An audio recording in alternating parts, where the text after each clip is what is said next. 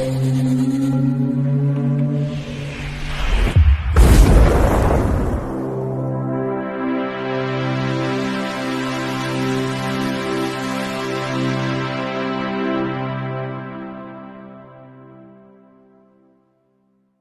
Bayek, it's me, Ian.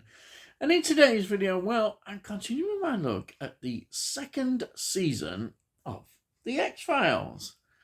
And this is episode 12, Aubrey, from 1995. Now, previously, we had Excelsis Day, 1994. And the next one will be Irresistible 1995. Now this on the 6th of January 1995 was transmitted on the Fox network. Now on the 13th of November 1995 in the UK, it was transmitted on BBC Two. Now, this is written by Sarah B. Charno, and with some influence and input from Morgan and Wong, who, as we know, are such great contributors to these early series of the X-Files. Sarah B. Charno was somebody who was involved in a lot of TV series and TV films. A great career there.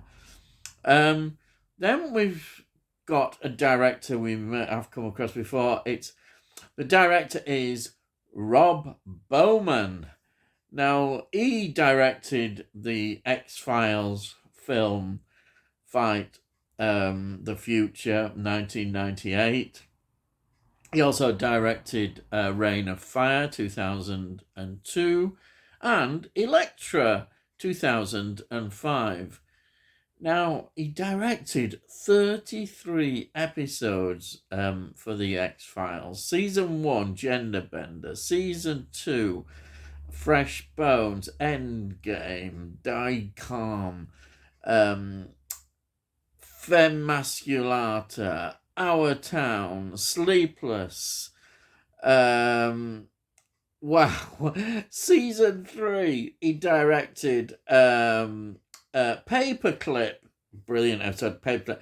The Walk, 731, Singy, Wet Wired, Piper Maru, and Pushed. Also, I mustn't forget this one, Jose Chung from Outer Space, which is absolutely amazing episode, absolutely. Season 4, The Field Where I Died, Paper Hearts, Never Again, Memento, Mori, Tempest, Fungit, Unrule, and Terma. And also, Season 5, Kill Switch, the Pine Bluff variant. Some of these titles. Season 6, Drive, One Son, Agumala, Trevor, Blood Nieces, Terms of Endearment, and Season 7, Orison and On Ami. Yes, I love some of those titles, what can you say? But that's 33 episodes. Wow, what a director. And from then he did lots of more TV series and TV films. What a director indeed. Amazing. So let's go through the cast. We've got David Duchovny as Fox Mulder. We've got Gillian Anderson as Dana Scully. Then we've got a very familiar face if you're into genre and TV episodes, all sorts. Terry O'Quinn, who plays Lieutenant Brian Tillman. it's interesting. If you look at his career in films, he was in two brilliant films which need a Blu-ray release. They haven't. I've got them on DVD, but we've got The Stepfather from 1987, and he's in Stepfather 2, 1989. Absolutely brilliant films. He was in Tombstone as well, 1993. Of course, he was in the X-Files movie, 1998. And he was a major influence and appearances in Millennium, the Lance Henriksen series, 1996 to 1999. He was in that. Of course, then he was in Lost. Absolutely. He played John Locke. I love Lost. And he was in from 2004 right through 2010. What an amazing actor. And then you look him up and he pops up in so many TV series and TV films. You know, what an actor. I mean, really, you just love it when you see, wow, he's into everything. Then we've got Deborah Strang, who played Inspector B.J. Morrow. She's in just lots of TV series and TV films. Then we've got Morgan Woodward, who plays Harry Coakley. He was in Cool and Luke, 1967 Paul Newman film. Battle Beyond the Stars, yes, 1980, he's in that. But then just lots of TV shows and TV films. Then we've got Joy Coghill, who plays Linda Thibodeau. 1975 Shivers, Cronenberg film. She was in that. Wow, fantastic. Also in another horror called Blue Monkey from 1987, and also in the film Aubrey, 1994. And again, lots of TV series and TV films. These are just some of the cast involved. Wonderful. Oh, yes, absolutely wonderful. The locations, we've got the usual all around Vancouver. They always look good. What can you say? Absolutely wonderful. Yeah. Now, what is this about? Well, Mulder and Scully believe that a serial killer from the 1940s passed his genetic traits of violence to his grandchild. Wow, that's quite an idea. And a detective, B.J. Morrow, mysteriously uncovers the remains of an FBI agent who has disappeared almost 50 years ago while investigating a modern case similar to this older cold case. So we've got that connection already in this. This is where we see the character of Inspector B.J. Morrow, and she is wonderful, so key to this.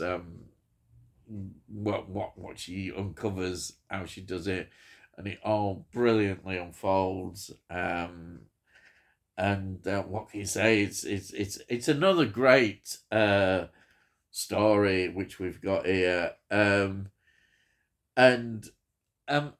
The reviews I noticed were quite mixed, and I hate it when, I'm sure you do as well, when people don't like something. They don't like to just directly say, "Oh, I don't like this." They always use excuses, and I notice again in the reviews they say lazy writing indeed. Yeah, so that's, you go and write it. Yeah, you get all that kind of stuff. They don't accept. They can't just be honest. But there we are. That's how it is. Let me go back to this story. It unfolds beautifully, and again, the relationship between Mulder and Scully is just fantastic. they work so well together in this series, and now Scully is open to so many different things, where before, when she's very much skeptical, and she still has that side, but I love it the way they work together, and this series really has brought all that out even more. Now, what I thought was interesting in this is that we've got the slasher elements of like horror in there, yes. Um, and this strong horror element is quite striking, really. When I was watching it and thinking, wow, this is pretty brutal stuff. Obviously, because it's TV, they've had to sort of tone it down. But you could imagine if this was a feature film, it would be quite a lot graphic. It really would. And this has already that elements in there, and you can see it. For a TV show, it must have made a few people go, "Oh, yeah," because the slasher bit is very much there. It's very, it's obvious, really. But to me, that adds even more to why you can't help but love the X-Files. The amount of storylines that it develops and puts it into various genres, from the sci-fi to the horror, it's all here, and it's wonderful to see. I just love it. I love it when X-Files tries to push a few boundaries, which he did. It did try to push a few boundaries.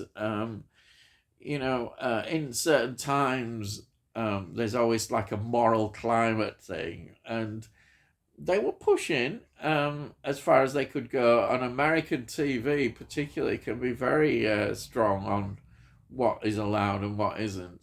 Sometimes in TV in the UK, they were able to get away certain shows with a bit more, but than you can get in a film. But a film, obviously, you can really push that. But this is a great story, and I really enjoyed it again. And for me, that horror element was absolutely wonderful to see. And yes, that's it. What more can I say about it? But I loved it, and I'm loving watching all these X-Files episodes again. I say that every week, but it's true. And I always do this every week. You think, oh, not again, yes. But I'm doing it. Here it is. You've seen this, but I can't help showing it. It's the second season little box set within the big box set, as you always hear. But I love this. Absolutely love this whole thing. All box sets. Fantastic. And that's it. So, if you're new to the channel, please subscribe. And if you look in the playlist, you can always see all those that I've reviewed of the X-Files so far. And if you're interested in films and other TV series, have a look there. You can see it all in the playlist. And now, if you got any comments about this particular, please give this a like. And put your comments down as well. I always love to read your comments, and I'll always reply to them.